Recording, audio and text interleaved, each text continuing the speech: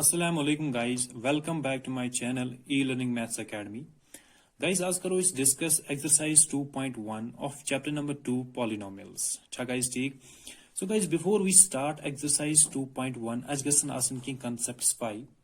गۄडनिकुई concept छे polynomial क्या गो, types of polynomial क्या गो, तथ में छे monomial क्या गो, binomial and trinomial, variable क्या गो, डिग्री ऑफ ए पॉलिनोमियल क्या गो तथ में linear polynomial quadratic polynomial and cubic polynomial guys हम सारी कंसेप्ट में डिस्कस करमित लेक्चर नंबर 1 ऑफ पॉलिनोमियल्स अच्छा गाइस ठीक सो गाइस अगर न तम कंसेप्ट छु पता कहीं तेल वुचु तुम गो लेक्चर नंबर 1 तम पत वुचु तुम अजुक लेक्चर यानी लेक्चर नंबर 2 अच्छा गाइस ठीक गाइस बह लेक्चर नंबर 1 ऑफ पॉलिनोमियल्स तम लिंक थव डिस्क्रिप्शन मज दिथ अच्छा गाइस ठीक सो गाइस इस करो क्वेश्चन नंबर 1 ऑफ 2.1 करो स्टार्ट अच्छा गाइस ठीक so guys before we start question number 1 अस गस आसुन कंसेप्ट अख पाई कंसेप्ट क्या जीरोज ऑफ पॉलिनोमियल क्या गो अच्छा गाइस ठीक गाइस जीरोज ऑफ पॉलिनोमियल गो are the values of variable for which the value of polynomial become zero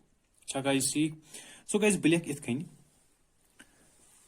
और द values of variable हेक में कह हेक x हेक y z or the values of variable for which the value of polynomial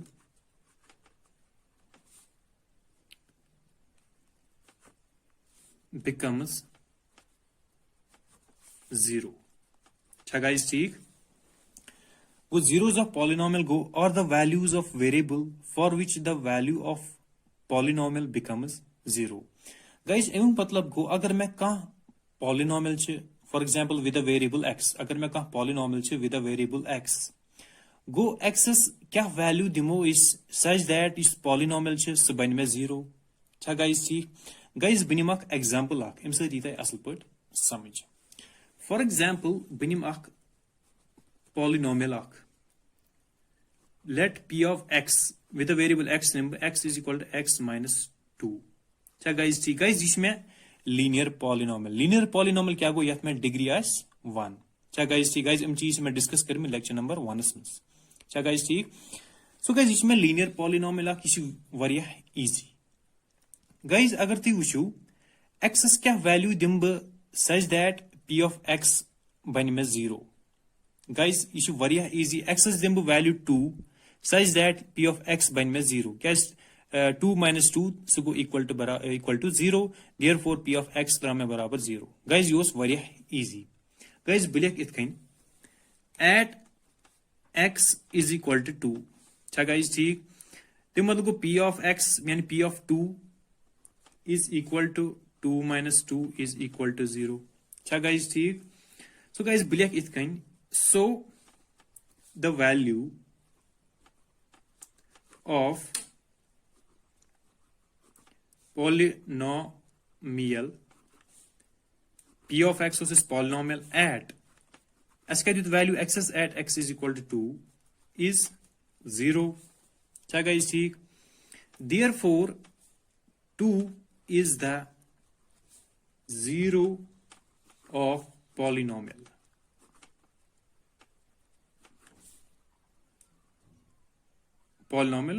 p of x अच्छा guys ठीक so guys एम मतलब गो एक्स वेरिएबल एक्स अथ कनत वैल्यू युस अथ polynomial यानी p of x बनाए अथ 0 अच्छा गाइस ठीक गाइस मगर वो कित कन चीज फाइंड चीज करा युस p of x ये था बराबर 0 गाइस p of x बनिम यह एग्जांपल p of x ओस में बराबर x minus 2 is equal to 0 तो मतलब गो x में बराबर 2 अच्छा गाइस ठीक यह मतलब गो x is equal to 2 is the zero of polynomial यानी x इज इक्वल टू 2 इस पॉलिनोमियल उसमें p of x उसमें बराबर x minus 2 ये बनाए में अथ 0 अच्छा गाइस ठीक गाइस बदिम ब्याक एग्जांपल अम सत असल पे समझ गाइस बनिम यह लीनियर पॉलिनोमियल अमिच एग्जांपल निम ब्याक एग्जांपल 2 निम x plus 2 जन आस and p of x with a variable x number, p of x is equal to x plus 2. So guys is क्या करो कम x plus 2 यानी p of x ये थाम बराबर 0 अच्छा guys ये क्या मतलब गो x is equal to minus 2. Therefore guys अगर तुम वुचू minus 2 अगर तुम x बदल दियो तो मतलब गो p of x यानी p of x अगर बह m बदल दिम x बदल दिम minus 2 plus 2 को p of x बनी में equal to 0. अच्छा guys ठीक. So guys यह मतलब गो minus 2 x is equal to minus 2 is the zero of polynomial. Therefore minus 2 is the zero of polynomial p of x. अच्छा guys ठीक. Guys विदिम back अख example अख एम सत यीता बे असल पट समझ अख. अच्छा guys ठीक. Guys example number p of x था बराबर 5x plus 3. अच्छा guys ठीक. 5x plus 3. So guys बह क्या कर बथा x 5x plus 3 ये था बराबर equal to 0. अच्छा guys ठीक. So guys 5x 3 गस में योर शिफ्ट बन में minus 3 go x is equal to minus 3 by 5. Guys अगर तुम वुचू अगर बह x दिम वैल्यू minus 3 by 5 ये बनाए में अथ इस पॉलिनोमियल p of x ये बनाए में अथ 0. Guys अगर तुम वुचू 5 into minus 3 by 5 plus 3 5 cancel minus 3 plus 3 is equal to 0. अच्छा guys ठीक. Yeah, therefore x is equal to minus 3 by 5 is the zero of polynomial p of x. So guys therefore minus 3 by 5 is the zero of polynomial p of x. Guys variable हेक में कहीं थी हेक में y थी ऐसे. अच्छा guys ठीक. So guys यो से वरिया easy linear polynomial. अच्छा guys ठीक. मगर गाइज अगर वह क्वाड्रेटिक पॉलिनोमियल आस अगर इस गाइज वो क्वाड्रेटिक पॉलिनोमियल आस क्वाड्रेटिक पॉलिनोमियल क्या गो यथ डिग्री 2 आस. अच्छा गाइज ठीक. For example one example of quadratic polynomial तमिच एग्जांपल निम x square plus 7x plus 10. Guys ये में क्वाड्रेटिक पॉलिनोमियल यथ में डिग्री 2. गाइज अत कितन चीज फाइंड करा zeros. Guys x plus 7x plus 10 x square plus 7x plus 10 ये थाम बराबर equal to 0. मगर guys यथ इस रूट्स फाइंड करा इम जीरोस ऑफ पॉलिनोमियल इमन वनान रूट्स ते. अच्छा guys ठीक. सो guys इस क्या करो कम अत फैक्टर्स कड़ा.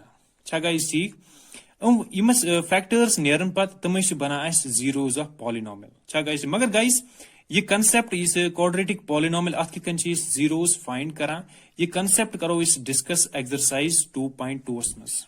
अच्छा गाइस ये करो इस डिस्कस एक्सरसाइज 2.2 मस क्या कि एक्सरसाइज 2.2 ये based on the quadratic polynomial. अच्छा गाइस ठीक. सो गाइस इस करो क्वेश्चन नंबर 1 ऑफ एक्सरसाइज 2.1 करो इस स्टार्ट. सो गाइस इस करो क्वेश्चन नंबर 1 करो इस डिस्कस. अच्छा गाइस ठीक. Question number 1 says the graph of y equal to p of x are given in figure below for some polynomial p of x. Find the number of zeros of p of x in each case. Guys, question number 1 at my chase number of zeros current find with the help of a graph. अच्छा guys ठीक. अब zeros कितन चीज find करा अच्छा और एक questions में जित अमजा से और एक graph दित. Guys ये गो x axis ये गो y axis. अच्छा guys ठीक. तो वो जीरोस कितन चीज फाइंड करा चेक करुन इस ग्राफ कर्व और दित यह वुचुन यह कत पॉइंटस पे कर intersect at x axis. Guys x axis गई ये अगर ये अकिस पॉइंटस पे कर इंटरसेक्ट एट एक्स एक्सिस तम मतलब गो अत 1 0. अगर ये दोन पॉइंटन पे कर इंटरसेक्ट एट एक्स एक्सिस तम मतलब गो अत 0. इथे कन अगर ये 3 पॉइंटन पे कर इंटरसेक्ट एट एक्स एक्सिस तम मतलब गो अत 3 0. गाइस मगर वो एक्स एक्सिस पे क्या चेक करूँ. गाइस अगर तुम वुचू ये और दित y equal to p of x. y function equal to p of x. p of x polynomial with a variable x. Guys अगर मैं ये y आसे p ऑफ y तम मतलब गो मे चेक कर इंटरसेक्ट एट y एक्सिस. मे और दित p ऑफ x तम मतलब गो कर check intersect at x axis. अच्छा गाइस ठीक. सो गाइस इस करो पार्ट नंबर 1 वुचो इस क्या छे इस वना गाइस अगर तुम वुचो पार्ट नंबर फर्स्ट क्या छे ये गई x एक्सिस ये गई y एक्सिस इस लाइन छ ये छ मैं parallel to x axis guys ये छ मैं करा इंटरसेक्ट एट x एक्सिस ये छ मैं करा इंटरसेक्ट कहीं तो मतलब गो अच्छ नंबर ऑफ जीरोस इज 0 अच्छ मैं कहीं 0 छा गाइस ठीक सो गाइस बिलियक इत कहीं in the given graph the number of zeros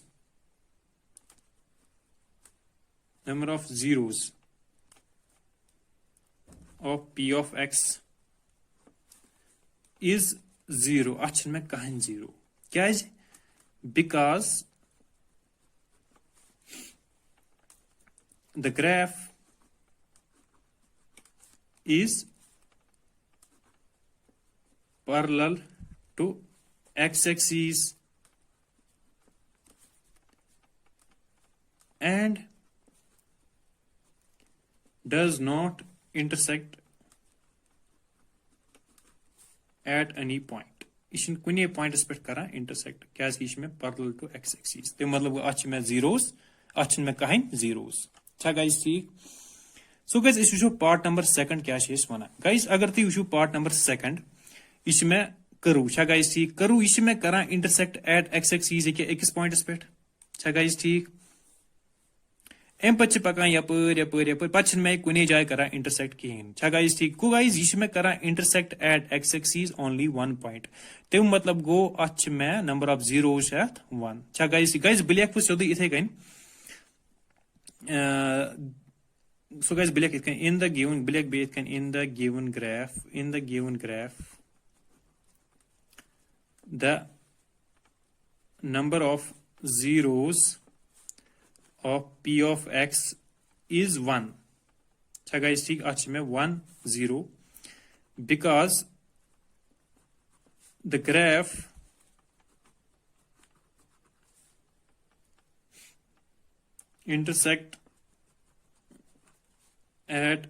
intersect x-axis at only 1 point अच्छा गाइस ठीक गाइस अगर तुम वुचो इसमें खाली करा इंटरसेक्ट एट ओनली 1 पॉइंट तो मतलब गो अच्छ में 1 0 अच्छा गाइस ठीक गाइस एम पत वुचो इस पार्ट नंबर थर्ड क्या छे वना थर्ड ग्राफ क्या छे गाइस अगर तुम वुचो इसमें करू इसमें करा इंटरसेक्ट एट x एक्सिस यत अच्छा गाइस ठीक गाइस एम पत बे वसान बोन पच में करा बे इंटरसेक्ट यत अच्छा गाइस ठीक तो मतलब यह गो 1 पॉइंट यह गो ब्याख एम पच में यत करा बे intersect at x axis so guys एम मतलब गो इस में 3 पॉइंटन पे करा इंटरसेक्ट एट x एक्सिस तो मतलब गो अच्छ में जीरोस कत्या 3 सो गाइस बिलियक सोदी इथे कन number of zeros is equal to 3 अच्छा गाइस ठीक गाइस एम पत इस पार्ट नंबर 4 क्या वना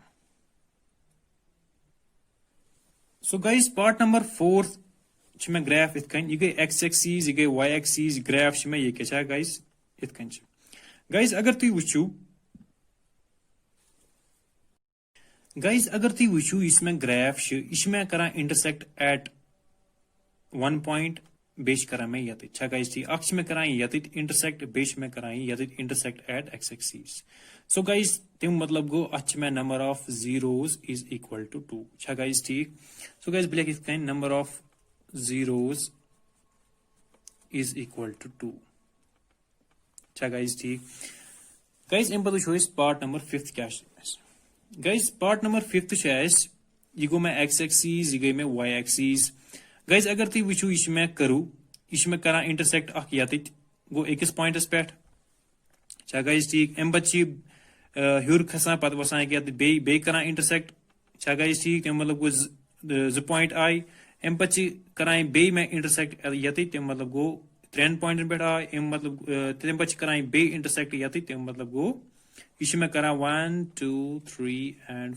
4 4 पॉइंटन पे मैं कराएं इंटरसेक्ट अच्छा गाइस ठीक तम मतलब गो अच्छ में number of zeros is equal to 4 अच्छा गाइस ठीक गाइस इतकन में part number first and part number second मज लियूख तिथे कन लिखुन तय यत गाइस ठीक बह लिख मगर सोदी number of zeros is equal to 4 guys ठीक गाइस अम पे वो पार्ट नंबर 6 क्या वन गाइस पार्ट नंबर 6 यह गई मे एक्स एक्सीज यह गई मे वाई एक्सीज गाइस अगर तुम वो ग्राफ ये पे ग मे स्टार्ट गाइस मगर यह मे ये बोन वसान कहें अगर मे यह बोन वसे पे खसे मे इत तम मतलब गो यह मे करान दोन पॉइंटन पे मगर ये मे यह बोन वसान कहें तम मतलब गो यह मे अकुई पॉइंट गाइस ठीक पे बे पकान यपर पे बे ये मे यह बोन वसान कहें गो यह गो ये 2 पॉइंट पॉइंट बे गो 2 पॉइंट पे मे ये हर खसान पे मे ये ग इंटरसेक्ट एट एक्स एक्सीज